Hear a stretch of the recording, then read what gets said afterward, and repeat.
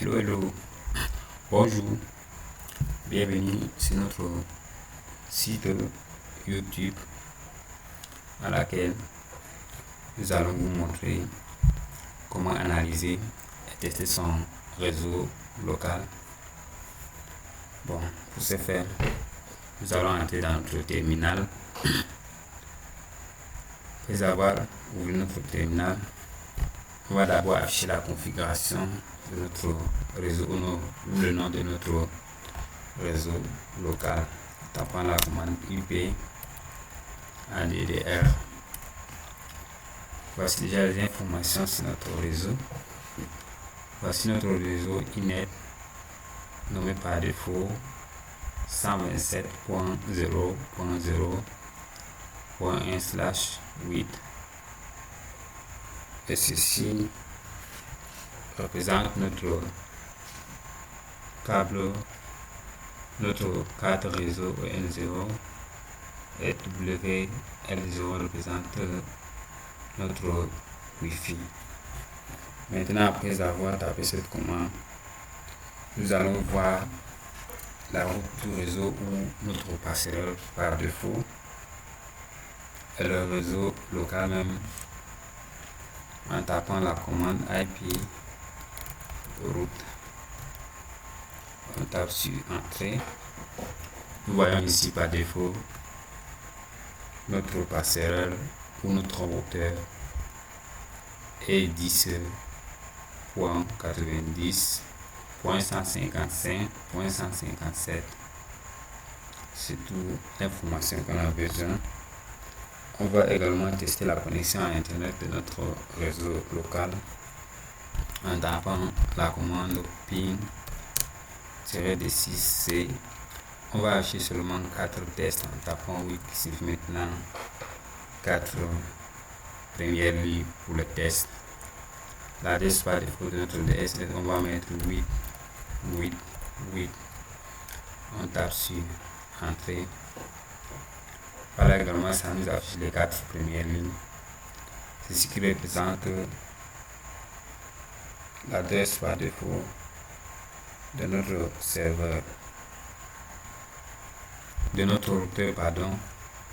Nous avons transmis 4 paquets et recevoir 4 en même temps et 0% de transmission perdue.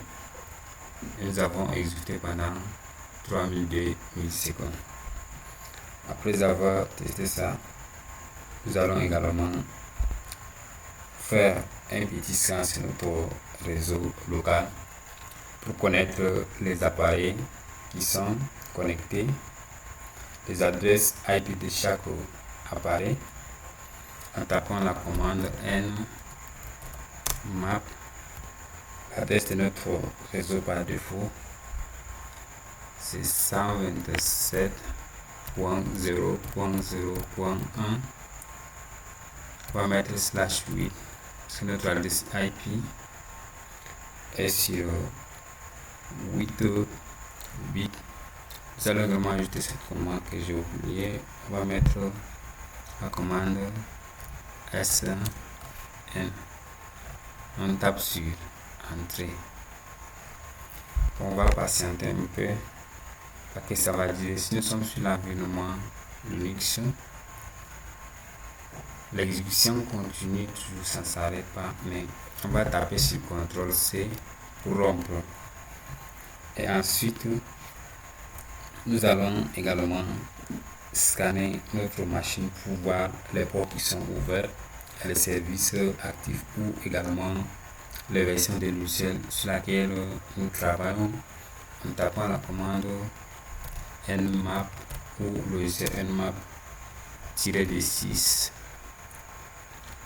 SV majuscule. L'adresse de notre réseau par défaut 127.0.0.1. On tape sur entrée. Pas patienter, ça va prendre beaucoup de temps.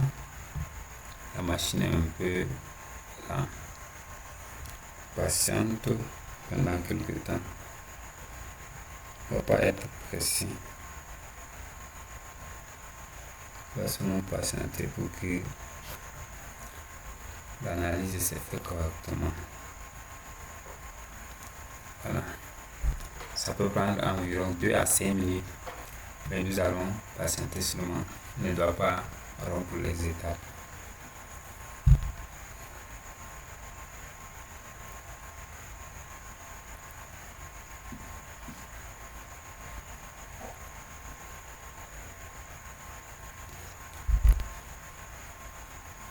Avec beaucoup de patience.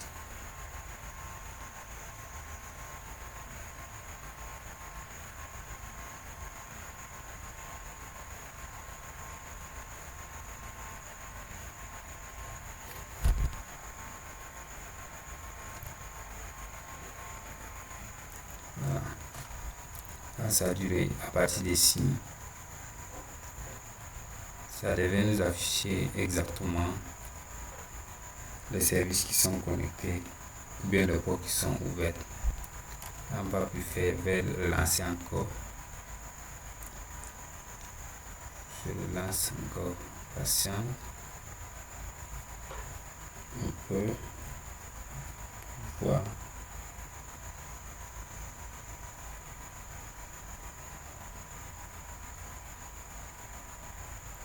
Jusqu'à présent, la machine paraît un peu. C'est trop lent. Ça ne donne pas. Bon. Je peux patienter jusqu'à 5 minutes voir.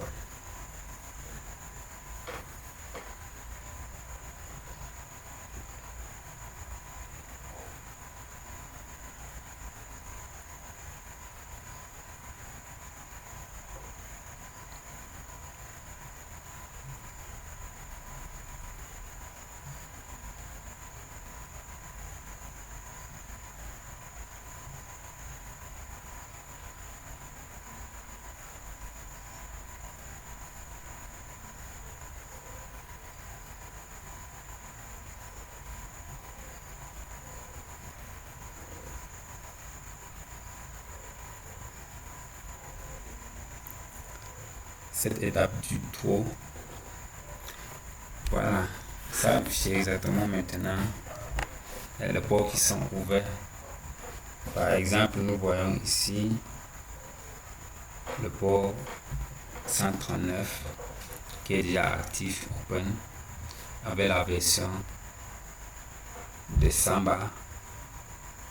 Maintenant également le port 445 qui est exactement le partage de Windows, c'est-à-dire que Windows est connecté sur cette port. Nous avons également le port 631, également 3389 qui est exactement le port sur lequel notre serveur est connecté. Également, après cette étape, nous allons entrer proprement dans notre objectif. C'est à partir d'ici que la vraie analyse, le test va commencer. Nous allons lancer notre Metasploit en tapant la commande msf console. C'est-à-dire on demande maintenant d'afficher l'interface de notre Metasploit. On tape sur Entrée. Après avoir tapé sur Entrée, on va patienter pour que ça démarre. Voilà à quoi ressemble l'interface de notre Meta. Ça affiche des zéros avec des cœurs bien dessinés. Ça me fait d'abord rire. Ensuite, nous allons entrer exactement, nous voyons ici, nous allons d'abord initialiser notre base de données dans laquelle nous allons stocker les scans effectués et organiser également nos différents résultats. On initialise la base de données avec le droit d'utilisateur en tapant la commande sudo metasploit file database init, c'est-à-dire qu'on est en train d'initialiser notre base de données. On tape sur Entrée. Notre base de données est déjà initialisée quand ça affiche avec le bleu étoile. On a déjà notre base de données. Après avoir initialisé notre base de données, on va importer le résultat de notre scan effectué avec la commande ou le logiciel Network Mapper dans notre Metasploit en tapant la commande nmap -6 sv-o x scan.xml.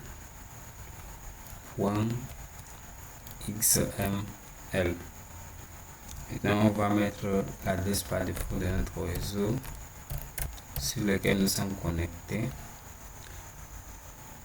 On vérifie d'abord si la commande a été bien saisie, nmap sv.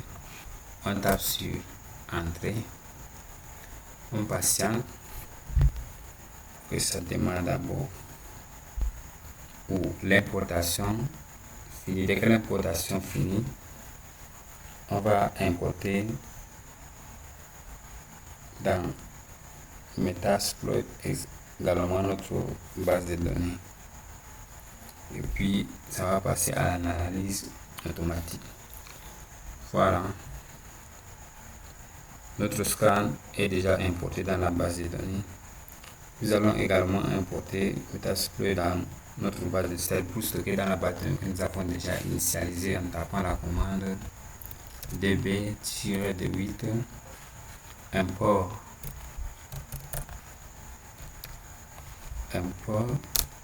scan.xml.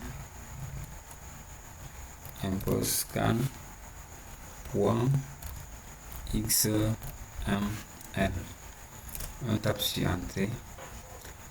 L'importation a été réussie avec succès. Ici, nous avons déjà importé notre réseau. Nous travaillons également localhost, voici l'adresse IP de notre réseau local. On dit successfully imported to home, c'est-à-dire que nous travaillons exactement dans notre réseau. On va voir les machines détectées sur notre réseau local en tapant la commande host pour connaître également les adresses IP, les systèmes et l'état de notre réseau. Avec cette commande, on va mettre maintenant host. Tape sur entrée. Nous voyons également l'adresse IP de notre machine. Nous avons également le nom que nous sommes déjà connectés en localhost. Toutes les informations nécessaires. On va également voir les services détectés sur notre réseau, si possible en tapant la commande service. On tape sur entrée. On dit également que la commande service n'est pas connue sur notre réseau. On va essayer de faire encore. La commande service, c'est une erreur de frappe qu'on devait mettre E. Voilà, c'est bon, on tape sur entrée. Voilà, ça nous affiche maintenant les différents services. Les ports qui sont ouverts et les services actifs également sur notre réseau. Comme par exemple, nous voyons ici le port 139 qui est actif. Le port 445 actif. Presque les ports qui sont ouverts sont actifs. Également, nous allons chercher les vulnérabilités ou chercher des modules en tapant la commande. Si on cherche maintenant la vulnérabilité sur notre réseau, si jamais ça existe, switch type, on met 2 points, on met auxiliary smb, auxiliary smb.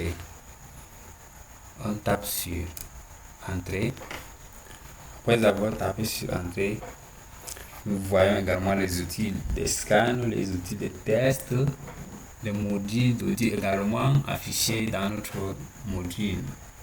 Par exemple, ici, nous voyons également les universités. Maintenant, notre outil de scan, également aussi les outils de test, et le module d'audit également. On va essayer d'effectuer une analyse sur notre SMB ou Samba. Tapons la commande use auxiliary exactement, auxiliary / scanner. La commande scanner / SMB / SMB version.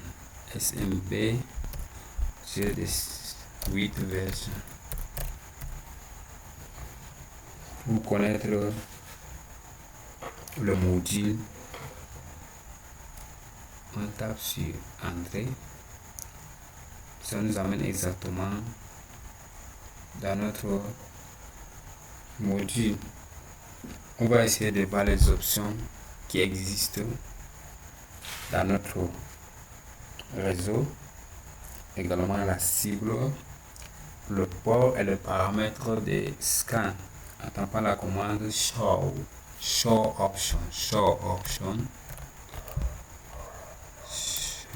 option. Connecte maintenant. Voilà, ça nous affiche maintenant qui est notre cible qui est déjà activé. Yes, nous voyons exemple. Aussi le port, on dit que le port n'est pas actif. Nous voyons aussi le paramètre qui est actif. Après cela, nous allons définir la cible. Après avoir défini la cible, maintenant on essaie de lancer le scan sur notre réseau. On définit la cible avec la commande site host.